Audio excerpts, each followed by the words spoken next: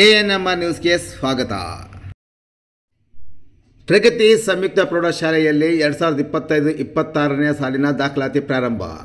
ಚಿಂತಾಮಣಿ ನಗರದ ಎಂಜಿ ರಸ್ತೆಯ ಆದರ್ಶ ಚಿತ್ರಮಂದಿರ ಹಿಂಭಾಗದಲ್ಲಿರುವ ಪ್ರಗತಿ ಸಂಯುಕ್ತ ಪ್ರೌಢಶಾಲೆಯಲ್ಲಿ 2025-26ನೇ ಸಾಲಿನ ಫ್ರೀ ಸ್ಕೂಲ್ LKG, UKG 1ನೇ ತರಗತಿಯಿಂದ 9ನೇ ತರಗತಿವರೆಗೂ ದಾಖಲಾತಿಗಳು ಪ್ರಾರಂಭವಾಗಿದೆ. ನಮ್ಮಲ್ಲಿ ಯೋಗ, ಕರಾಟೆ, ಡ್ಯಾನ್ಸ್, ಕ್ರೀಡೆ ಮುಂತಾದ ಪಠ್ಯೇತರ ಮತ್ತು ಸಹ ಪಠ್ಯೇತರ ಚಟುವಟಿಕೆಗಳ ತರಬೇತಿಯನ್ನು ನೀಡಲಾಗುತ್ತದೆ.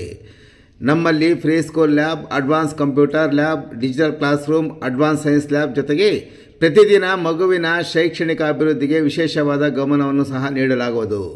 ಅಲ್ಲದೆ ಅಗತ್ಯವಿರುವ ಮಕ್ಕಳಿಗೆ ಸುರಕ್ಷಿತ ವಾಹನ ಸೌಲಭ್ಯವನ್ನು ಸಹ ಒದಗಿಸಲಾಗುವುದು. ಹಿಂದೆ ಭೇಟಿ ಕೊಡಿ. ಪ್ರಗತಿ ಸಂಯುಕ್ತ ಪ್ರೌಢಶಾಲೆ, MG ರಸ್ತೆ, ಚಿಂತಾಮಣಿ. ಹೆಚ್ಚಿನ ವಿವರಗಳಿಗೆ 8772776567 9164976866 ಮೊಬೈಲ್ ಸಂಖ್ಯೆ ಮತ್ತು 081542511515 ಸ್ಥಿರ ದೂರವಾಣಿಗೆ ಸಂಪರ್ಕಿಸುವುದು.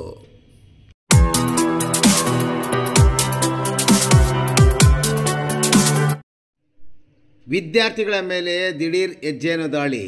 ಪಾಲಿಟೆಕ್ನಿಕ್ ವಿದ್ಯಾರ್ಥಿಗಳು ಆಸ್ಪತ್ರೆಗೆ ದಾಖಲು.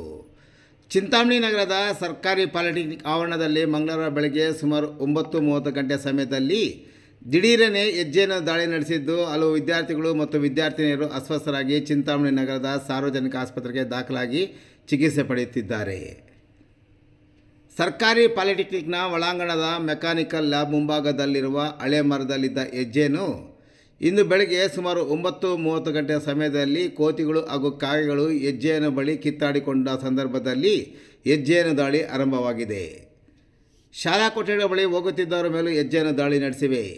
ಪಾಲಿಟೆಕ್ನಿಕ್ ವ್ಯಾಸಂಗ ಮಾಡುತ್ತಿರುವ ವಿವಿಧ ವಿಭಾಗದ ವಿದ್ಯಾರ್ಥಿಗಳಾದ ಹರ್ಷವರ್ಧನ್, ಯೋಗೇಶ್, ಧನುಷ್ ಕುಮಾರ್, ಫರ್ಹಾನಾ, ಮುಸ್ತಫಾ, ವಿವೇಕ್, RH, ಗುರುಚರಣ್, ಭರತ್, ಶೌರ್ಯ, ಪ್ರಣತಿ, ಸಂಧ್ಯಾ, ಅಜಯ್, ಕೃಷ್ಣಪ್ಪ, ರಾಫತ್, ಭರತ್, ಲಲಿತ್ ಕುಮಾರ್, ಕೋದಂಡ, ರೇವಂತ, MD ನಿತಿನ್ ರವರ ಮೇಲೆ ಹೆಜ್ಜೆಯನ್ನು ದಾಳಿ ಮಾಡಿದ್ದು, ಇವರು ಆಸ್ಪತ್ರೆಗೆ ದಾಖಲಾಗಿ ಚಿಕಿತ್ಸೆ ಪಡೆದುಕೊಂಡರೆ ಹಲವಾರು ಮಂದಿ ವಿದ್ಯಾರ್ಥಿಗಳು ಹೊರರೋಗಿಗಳಾಗಿ ಸರ್ಕಾರಿ ಮತ್ತು ಖಾಸಗಿ ಆಸ್ಪತ್ರೆಯಲ್ಲಿ ಚಿಕಿತ್ಸೆ ಪಡೆದಿದ್ದಾರೆ.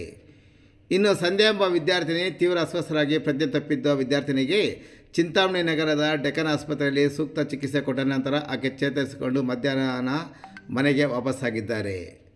ಬೆಳಗ್ಗೆ ಒಂದು ಸುತ್ತು ದಾಳಿ ನಡೆಸಿದ ಹೆಜ್ಜೆನು ಸ್ವಲ್ಪ ಸಮಯದ ನಂತರ ಬಳಿಕ ಮತ್ತೊಮ್ಮೆ ಗುಂಪಾಗಿ ಬಂದು ವಿದ್ಯಾರ್ಥಿಗಳ ಮೇಲೆ ದಾಳಿ ನಡೆಸಿದವು ಎನ್ನಲಾಗಿದೆ. ಯಾರಿಗೂ ಪ್ರಾಣಾಪಾಯವಿಲ್ಲದೆ ಎಲ್ಲರೂ ಚೇತರಿಸಿಕೊಂಡಿದ್ದಾರೆ.